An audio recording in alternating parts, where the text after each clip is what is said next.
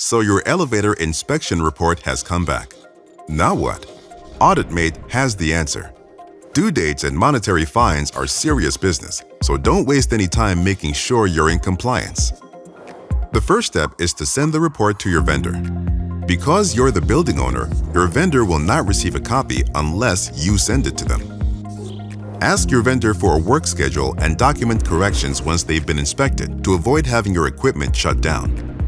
Keep in mind that vendor contracts are vendor-friendly. They're vague for a reason.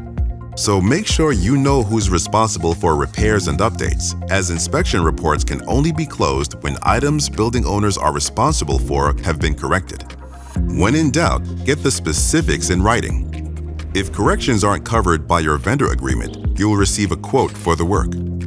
Just don't sign on the dotted line until you're sure the schedule, price, and scope of the job will meet your expectations and satisfy inspectors. But if the cost seems high, negotiate or get bids from other companies. 30 to 50% of proposals are above market value. Or call AuditMate so we can audit and negotiate your proposals for you. So it really does pay to do your research. If you have more questions about elevator service contracts, contact AuditMate today. We speak elevator, but we work for you.